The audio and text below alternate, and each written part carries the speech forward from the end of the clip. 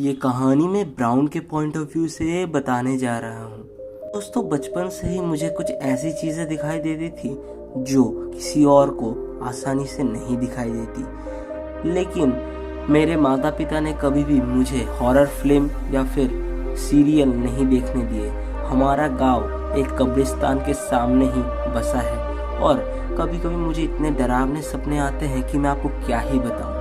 मैं एक दिन अपने डॉग को लेके एक लेक के सामने वॉक करने के लिए जाता हूँ जो हमारे घर से 10 मिनट की दूरी पर है। लेकिन हम लोग वहाँ जाते हैं और मेरा डॉग वहाँ पे घूमने लगता है और मैं नदी किनारे एक छोटी सी बोट जो पुरानी है उसमें बैठ के नज़ारों के मज़े लेने लगता हूँ। तभी मुझे कुछ आवाज़ें सुनाई देती है। मुझे लगता है कोई बिल्ली या फिर कोई कीड़ा होगा, लेकिन जब मुझे ये आवाज़ बहुत ही ज़्यादा डरावनी लगने लगती है, मैं देखता हूँ कि मेरा कुत्ता भौंक रहा है और उसके सामने 7-8 फीट लंबा एक जानवर या फिर क्या बोल सकते हैं इसको मुझे नहीं मालूम। मैं उसे देख के ही मेरी हार्ट बीट जैसे बंद सी हो गई थी। मेरा दिमाग चकरा रहा था और मैं वहाँ से निकलने की कोशिश करने लगा, लेकिन वो जीता जागता जानवर मेरे पीछे पीछे आ रहा था। मैं धीरे धीरे अपने आप को संभालते हुए जा रहा था, लेकिन वो मेरा नाम पुकारते रहा और एक पेड़ के ऊपर अपने नाखूनों से वार करता रहा।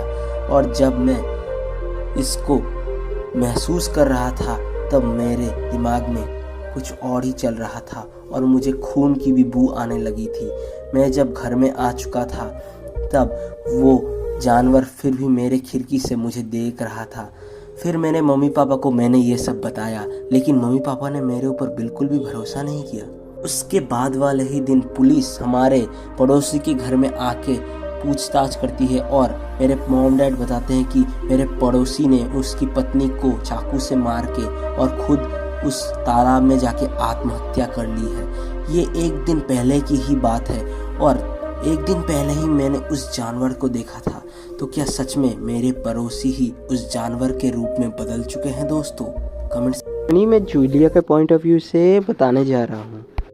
दोस्तों, मेरा नाम जूलिया है और मैं अपने स्कूल से आने के बाद अपने टैबलेट के साथ एक मूवी देख रही थी। तभी मुझे धीरे धीरे नींद आने लगी, लेकिन फिर मेरे पापा ने मुझे बुला लिया और मुझसे कहा कि तुम ये सब कम बंद करोगी। लेकिन मैंने पूछा कि मैंने क्या किया, और मेरे हाव भाव देख के आपको समझ आ ही गया होगा कि मैंने सिर्फ अपने दोस्तों के साथ टेक्स्ट मैसेज किए थे, उससे ज़्यादा कुछ भी नहीं। लेकिन फिर भी मेरे दोस्त ने मुझे एक गेम सजेस्ट की जिसका नाम था घोस्ट कम।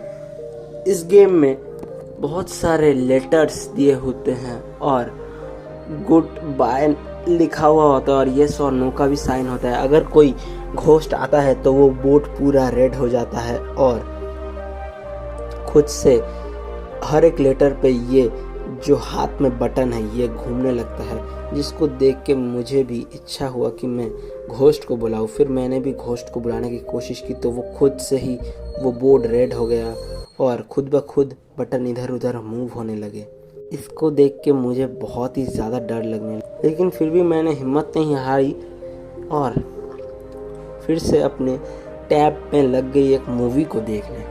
मूवी देखते देखते रात हो चुकी थी। मेरी मॉम मेरे बगल में सो रही थी और मैं भी सो गई थी। लेकिन तभी मेरी नींद खुली और मैंने देखा कि रात के 1:30 बज रहे हैं। और मैंने जब अपनी घर की खिड़की को देखा तो वहाँ पे 3 खतरनाक लोग या फिर आप कह सकते हैं आत्माएं बाहर खड़ी थी, जिनको देख के तो मेरे होश फाख्ता रह गए। मैंने जब अपनी मम्मी को उठाने की कोशिश की दोस्तों, तब तक मम्मी जब तक उठी तब तक वो लोग गायब हो चुके थे, जिसको देख के मम्मी ने मुझे कहा तुमने ज़रूर कोई डरावना सपना देखा होगा। लेकिन मैं उनको कैसे बताऊं कि मैंने जो देखा वो बिल्कुल सच है। फिर मैंने फिर से इंटरनेट पे सर्च किया, लेकिन इस बार सुबह उठने के बाद मेरे गाल में एक बहुत ही ज़्यादा खतरनाक निशान लगा हुआ था। ये शायद तब उन्होंने किया होगा जब मैं फिर से सो गई थी। ये कहानी मैं दाइची के पॉइंट ऑफ व्यू से बताने जा रहा हूँ। दोस्तों, इस साल हमारे घर के बाहर बहुत ही ज़्यादा बड़ी पड़ी थी, इसीलिए मैं और मेरे दोस्त स्नोमैन बना के उनके साथ खेल रहे थे और वीडियोस बना रहे थे। तभी हमने एक स्नोमैन को काला कपड़ा ओढ़े देखा और वो काफ़ी ज़्यादा डरावना लग रहा था। लेकिन जब मैंने उसके मुंह पे हाथ दिया तो मेरे हाथ कट गए। उसके मुंह में बहुत सारे कांच जैसे दांत, ब्लेड जैसे शार्प दांत थे, जिसको देख के मेरे को उसको बहुत ही ज़्यादा गुस्सा आया और मैं उसके स्कार्फ को निकाल के फेंक दिया और उसको एक लात मार के उसको तोड़ दिया।